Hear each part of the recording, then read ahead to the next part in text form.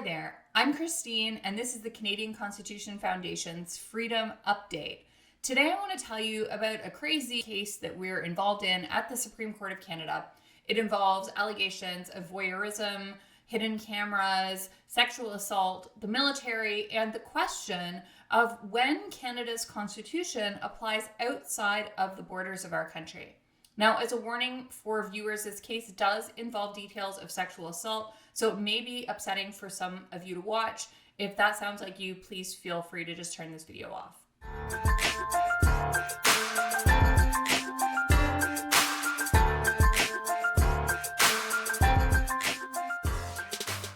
If you're new here, welcome. My name is Christine Van Gyn, and I'm the litigation director for the Canadian Constitution Foundation, a legal charity that fights for fundamental freedoms in Canada in the courts of law and public opinion.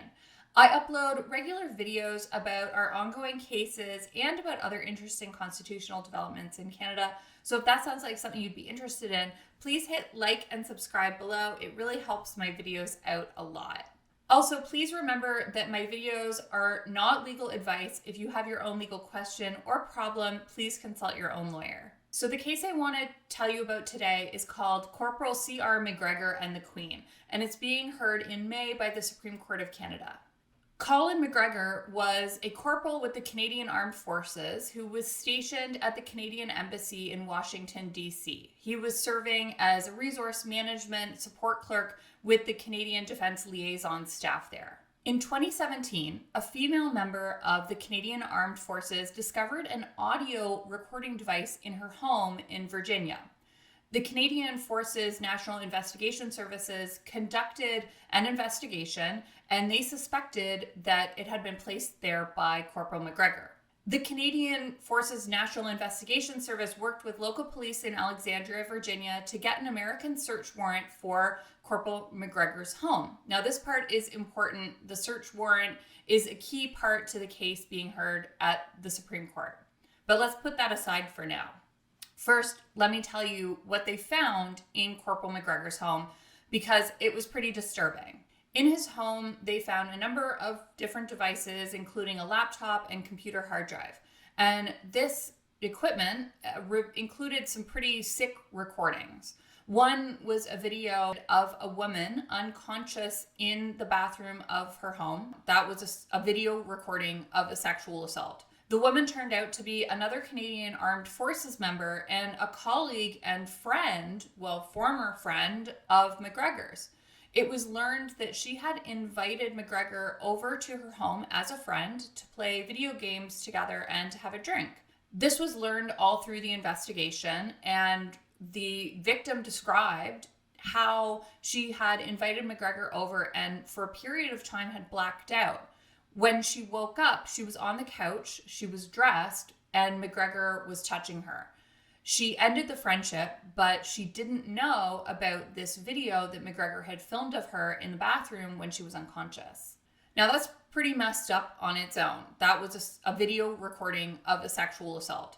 But it actually wasn't even the only video that McGregor had made of this colleague and friend. There was another video that he'd secretly filmed from outside her bedroom window of this woman having sex with a man in her bedroom. This was just one of McGregor's victims. There was another. Another recording showed a different woman that McGregor had filmed using the toilet. She was also a Canadian Armed Forces member and also a colleague of McGregor's. McGregor had positioned cameras disguised as smoke detectors and an alarm clock in his own bathroom, and then he'd invited this woman into his home. He also victimized the same woman again by installing recording devices in her home. She had asked him to feed her fish when she was away for Christmas, and she gave him a key so that he could get into the house and feed the fish. But he used that key to install the recording devices in her home, including in her bedroom. So after this was all revealed, McGregor was charged in May of 2017 and repatriated to Canada. He retired from the military 4 months later, but on court-martial, he was found guilty of sexual assault, 2 counts of voyeurism, 1 count of possession of a device for surreptitious interception of private communication, so a secret hidden recording device, and he was found guilty of disgraceful conduct. Military Judge Commander J.B.M. Pelletier made a point in his sentencing address of adding a discharge with disgrace to the voyeurism charges. He called this the strongest denunciation the Canadian Armed Forces can deliver, and he said to McGregor, "You have rendered yourself unworthy of service." I think all Canadians would agree with this. This is pretty sick and terrible behavior by this man. So now you might be wondering, what is the case doing at the Supreme Court, and what is the Canadian Constitution Foundation doing there? Well, first of all, we're definitely not there supporting McGregor. But remember what I said earlier about how the Canadian Forces National Investigation Service worked with local police in Virginia to get that search warrant for McGregor's home. Well, McGregor and his lawyers are saying that the search was improper because he says that he had diplomatic immunity and under NATO and under the Vienna Convention, he was subject to primary Canadian jurisdiction in his home that was searched, not to American jurisdiction. And he says that if he's subject to Canadian jurisdiction, then the Charter of Rights and Freedoms applies to the search of his home. Now remember, there was an American warrant that was issued for the search. The Canadian Forces National Investigation Service met with local police, and in order for a U.S. search warrant to be issued, diplomatic immunity to McGregor's house needed to be waived by Canada. And this happened. The Canadian Embassy did agree to partially waive immunity to McGregor's home. To quote from that waiver, "to the limited extent necessary to allow the court of Virginia to issue a warrant." Now, once they had that warrant, the American police and the Canadian Armed Forces, they found those electronic recording devices in his home, and a number of them were actually viewed on site, including the video of the alleged sexual assault of one of McGregor's colleagues. So McGregor says that a charter applied to the search, even though this search obviously took place outside of Canada, it took place in Virginia. And he said that the search violated his right to be free from unreasonable search and seizure. And he says it was unreasonable because even though the U.S. warrant authorized the search of electronic devices, like computers where all of this video evidence was found, he says Canada didn't waive diplomatic immunity to search electronic devices. He says that diplomatic immunity was only waived to search the physical premises and not the devices themselves. So the question that is at the Supreme Court is really this: does the charter apply in this case? Does the charter apply outside of Canada, where Canadian officials, executive officials, are acting abroad and where they're doing something outside of Canada to another Canadian? What happens then? Does the Constitution, do your charter protected rights apply then? What is the test for when the charter applies outside of Canada? Now, McGregor and the government both offer different views in this case about whether the charter applies outside of Canada, and this is a really important issue. For example, we wouldn't tolerate Canadian officials torturing Canadians just because they did it outside of Canada. I think all of us would say, no, that is terrible. Our Constitution cannot possibly permit that. But there's existing and in fact conflicting case law about how and when the charter applies outside of Canada. The leading case is called R and Hape, and it's from 2007. Hape has been subject to a lot of criticism, which I will get into. Now, what the court held in Hape was that the charter does not apply extraterritorially, so outside of Canada, unless two narrow exceptions are met. First, when the host state consents, and second, when an international rule of law permits the exercise of enforcement jurisdiction in a foreign country. In other words, in Hape, the majority at the court held that the executive is generally not subject to the charter abroad, except in certain really narrow circumstances. One of the criticisms of the decision in Hape is that it's really been muddled by the subsequent Cotter cases. Cotter is a case that you might be familiar with. It's a series of pretty important cases involving a man named Omar Cotter, who had been detained at Guantanamo Bay by the United States for an extended period of time.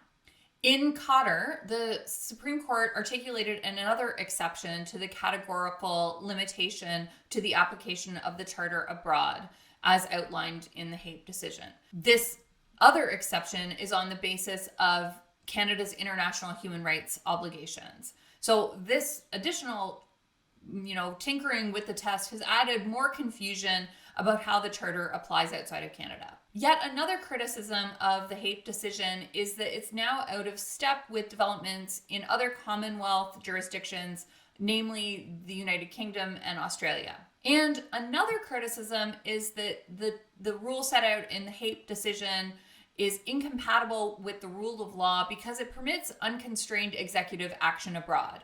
The idea that the executive could be immune from the Charter abroad is problematic, and it diminishes the rights and freedoms of all Canadians. So we're going to the Supreme Court to try to clarify all of this. We are arguing that there's no basis in our Constitution for the proposition that Canadian officials have a so-called free pass while abroad. That can't be the case.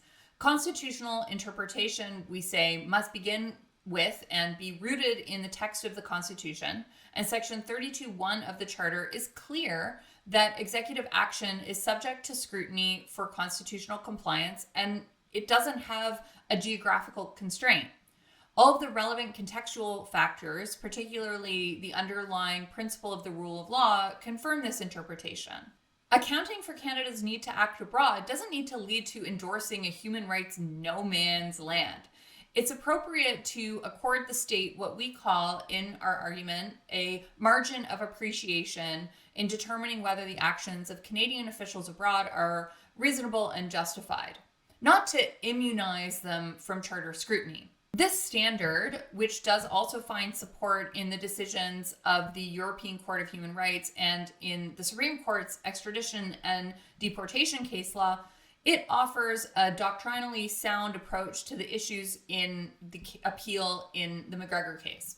It's possible to recognize the importance of subjecting state actors to constitutional limits while having appropriate regard to the relevant context in which they act abroad. So at the Supreme Court, we at the Canadian Constitution Foundation are arguing for a new test to determine whether the actions of Canadian officials outside of Canada are consistent with the Charter. First, the court must ask, are the officials acting pursuant to valid laws and procedures? Second, if they are acting pursuant to valid laws and procedures, is their conduct substantially different from the principles emanating from Canada's Charter? And third, if their conduct is substantially different from the principles of the Charter, is a substantive difference reasonable and justified? In other words, if the conduct of Canadian officials acting abroad is consistent with the principles emanating from the Charter or doesn't engage the guarantees under the Charter, well, the analysis ends there.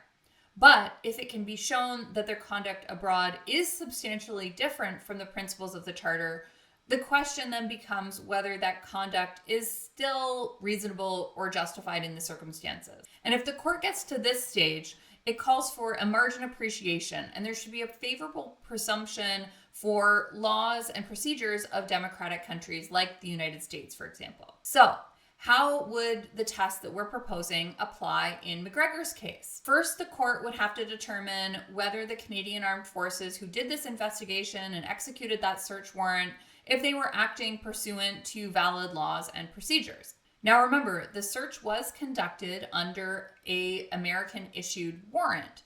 And beyond the debate of the scope of whether their diplomatic immunity had been waived by Canada to the home, but also to the electronic devices in the home, there's not otherwise a dispute that there were valid laws and procedures in place. So the second part of this test means the court would then have to determine whether the search was conducted in a manner that is substantially different from the principles emanating from the Charter. Now, in this case, the military judge concluded that it was, but the Court of Appeal disagreed. So if the Supreme Court in this case comes to the same conclusion of the military judge, it must then determine whether the search was nevertheless reasonable and justified in the circumstances by applying the margin of appreciation that we outlined above. So we leave it in our argument to the court to do that analysis and come to their own conclusions. But in my opinion, applying our proposed test to the McGregor case would mean that the Charter would apply, but that the conviction would be upheld. The main purpose of us intervening in this case is to contribute to the development of the law. In a globalized world, Canadian executive members are more likely to act outside of Canada. And it's important to clarify the limits of how the executive can conduct itself when outside of Canada. We have an opportunity here to propose a test on what limits apply and how they apply. It's crucial to respect Canadian sovereignty and the sovereignty of other nations, and to respect the principles of comity when considering these limits. The case has attracted a lot of different interveners. We are proposing a very nuanced approach about when the Charter applies. We are not calling for blanket application of the Charter outside of Canada. We're proposing a test that would maintain respect for sovereignty, but impose reasonable limits on executive action abroad. And we have this opportunity with our intervention at the Supreme Court here to provide that nuanced perspective. Okay, well, I hope you found this case interesting. We'll be appearing at the Supreme Court on May 19th, and you'll be able to stream the proceedings live on the Supreme Court website, which is at the scc-csc.ca. And if you'd like to read our written materials, I'll be posting them later on in April at the ccf.ca. You can also be sent a notification once they're posted and a reminder about the hearing if you sign up for our freedom updates at the ccf.ca/freedom update. If you sign up, you'll also get notifications about our other ongoing cases and about other interesting developments, including cases like our lawsuit up against the federal government for their illegal invocation of the Emergencies Act. I'm going to have a video about that soon with some interesting updates and developments in that case. And about, for example, our BC case related to vaccine passports. Well, that's all for this update. Thanks for tuning in, and let's keep fighting for freedom in Canada.